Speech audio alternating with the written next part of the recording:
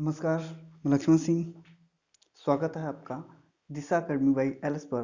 ठीक है, आज हम पढ़ेंगे त्रिकोणमिति की जो सारणी बनानी होती है ना, उसको हम देखेंगे किस तरह से बनाते हैं उसको। तो आज हम इसी पे वीडियो बनाने वाले हैं कि त्रिकोणमिति की जो सारणी होती है, ठीक है, वो किस तरह से बनाई जाती है। तो देखते हैं हम। तो यहाँ पर लिखा हुआ है हमारा पहले विशिष्ट कोणों के त्रिकोणमितीय अनुपात। ठीक है, पहले हम निकालेंगे 30 और 60 के त्रिकोणमितीय अनुपात।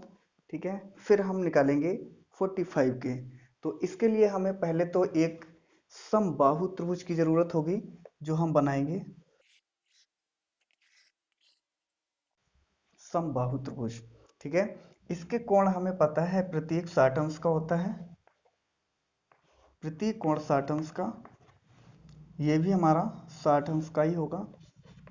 ठीक है, ये 60 का, और प्रत्येक भुजा ए होती है। ठीक है, हम यहाँ पर मान लेते हैं ए, ये बी, ये सी, और इसको यहाँ से दो पार्ट में डिवाइड कर देंगे। तो ये वाली जो भुजा है वो तो पूरी ए है, ये वाली ए है, लेकिन ये डी यहाँ पर एक हो गया, तो यहाँ पर जो रह जाएगी वो ए अपॉन में 2, ये ए बाई 2 रह जाएगी। ठीक है, ये रह जाएगी, ये हमारी ए है, ये है ए, और ये आधी हो गई, पूरी ए थी, उसकी आधी हो गई, ये भी आधी हो गई है। ठीक है, यहाँ पर ये 60 अंश का था पूरा, तो ये वाला हमारा कितने का रह गया, 30 का, और इधर भी हमारा 30 डिग्री का रह गया। ठीक है, ये रह गया। अब हम किस में चलेंगे, देखेंगे त्रिभुज। त्रिभुज ऐसे करो, समकोण, समकोण त्रिभुज A B, A D B, A D B से। ठीक है, ए डी बी से। ठीक है, तो यहाँ पर हमें देखिए पाइथागोरस प्रमेय लगाएंगे, क्योंकि हमें ये वाली भुजा पहले निकालनी है कि ये भुजा जो है कितनी है। ठीक है, इसकी बीच वाली भुजा कितनी है। तो यहाँ पर हम देखेंगे कि पाइथागोरस प्रमेय से, पाइथागोरस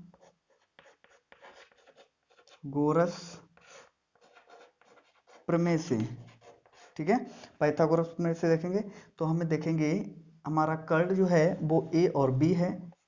ए बी स्क्वायर बराबर A D square plus B D square.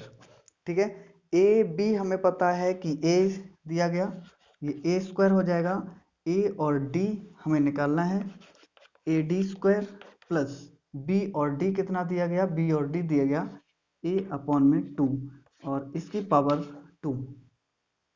ठीक है, ये स्क्वायर है, a square equal to A D square plus ये हो जाएगा हमारा ए स्क्वायर अपॉन में 4। ठीक है, इसका वर्क करेंगे तो ए स्क्वायर अपॉन में 2 का वर्क करेंगे 4 हो जाएगा, और यहाँ हो जाएगा हमारा ए स्क्वायर इक्वल टू, इसको हम इधर लेके आ गए, यानी कि माइनस का हो जाएगा ए स्क्वायर अपॉन में 4 और equal to A D square. ठीक है, ए डी स्क्वायर हो गया।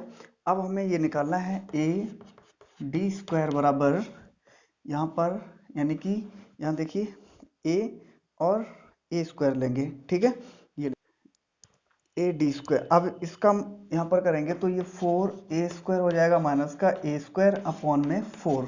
ठीक है, तो यहाँ ए डी स्क्वायर बराबर रह जाएगा 3 ए स्क्वायर अपॉन में 4, क्योंकि 4 से 1 माइनस हो जाएगा। ठीक है, ए डी बराबर जब निकालेंगे इसका वर्ग हटेगा, इस पर अंडर रूट चढ़ जाएगा, 3 ए स्क्वायर अपॉन में 4।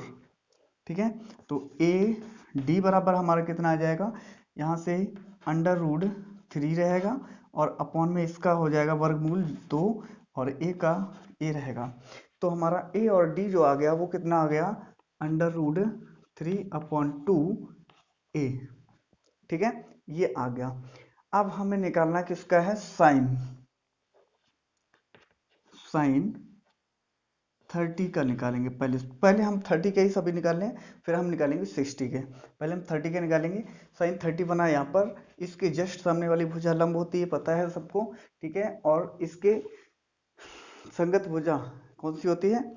इसके संगत भुजा होती है हमारी आधार, ठीक है। तो यहाँ पर साइन 30 बराबर, यानी साइन बराबर होता है हमारा, कितना होता है साइन बराबर, यानी कि लंब और बट्टे में कर्ड, ठीक है। लंब हमारा है a अपॉन में 2 और इसके अपॉन में कर्ड कितना है a, ठीक है। तो यहाँ हमारा हो जाएगा ये a, यहाँ ऐसे हो जाएगा a अपॉन में 2a, a से a कैंसिल हो जाएगा, यानी कि 1 अपॉन में 2 रहेगा, ठीक है। 1 अपॉन 2 रहेगा। तो साइन यहाँ हम लिखते जाएंगे, साइन 30 की वैल्यू कितनी है? 1 अपॉन में 2, ठीक है। यहाँ निकालेंगे कोस, कोस 30 की वैल्यू निकालेंगे। तो कोस बराबर हमें पता है कि आधार बटे कर्ड होता है, यानी कि अंडर रूट 3 अपॉन में, एक मिनट, अंडर रूट 3 a अपॉन 2 और इसके अपॉन में होगा, यानी कि आधार बटे में कर्ड। तो यहाँ हो जाएगा कर्ड a, ठीक है। तो यहाँ आ जाएगा अंडर रूट 3 अपॉन में 2a और a से a कैंसिल हो जाएगा, अंडर रूट 3 अपॉन में 2 रहेगा, ठीक है। ये आ गया। तो हमारा कोस 30 की वैल्यू जो आ गई वो अंडर रूट 3 अपॉन में 2 आ गई, ठीक है। आगे देखते हैं। अब हम निकालेंगे tan 30 की वैल्यू निकालेंगे। तो tan इक्वल टू होता है हमारा लंब बटे में आधार। तो लंब कितना है हमारा? लंब है a अपॉन में 2, आधार कितना है? अंडर रूट 3 अपॉन 2a, ठीक है। तो यहाँ हम देखेंगे a और जो 2 है वो ऊपर चला जाएगा, इनटू में 2, और ये 2 नीचे रहेगा, इनटू में अंडर रूट 3a रहेगा, ठीक है।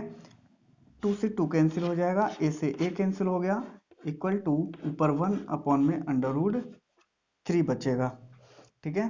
तो ये हमारा हो गया किसका? tan 30 का, ठीक है। tan 30 का मान 1 अपॉन अंडर रूट 3 निकल के आया। अब हम निकालेंगे कोसेक 30, ठीक है। कोसेक 30 अंश का निकालेंगे।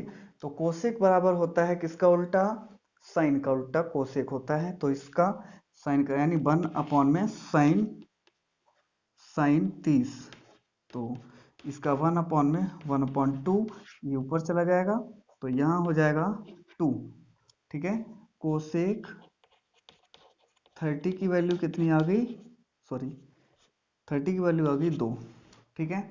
अब हम निकालेंगे सेक 30 की वैल्यू हमें पता है। सेक 30 की वैल्यू यानी किसका उल्टा होता है? कोस का। तो कोस का कितना मान आया था? यानी कि इसका 1 अपॉन कोस 30, ठीक है। तो 1 अपॉन में कोस 30 की वैल्यू आई थी अंडर रूट 3 अपॉन में 2, जो 2 ऊपर चला जाएगा तो हमारा हो जाएगा 2 अपॉन में अंडर रूट 3। तो सेक 30 अंश का मान जो है अब हमारा आया 2 अपॉन अंडर रूट 3, ठीक है। अब हम निकालेंगे कोट 30 का। कोट 30 का मान निकालेंगे तो कोट 30 होता है tan का उल्टा, कोट जो होता है tan का उल्टा, तो 1 अपॉन में tan 30, ठीक है। तो यहाँ 1 अपॉन में tan का मान जो है वो कितना आया था? 1 अपॉन में अंडर रूट 3, तो ये 3 जो है वो ऊपर चले जाएंगे अंडर रूट के, वो 3 अपॉन में 1 बचेगा, यानी कि अंडर रूट 3। तो कोट 30 की वैल्यू आ गई अंडर रूट में 3, ठीक है। ये हमारे पहले 30 के मान निकल के आ गए। अब हम निकालेंगे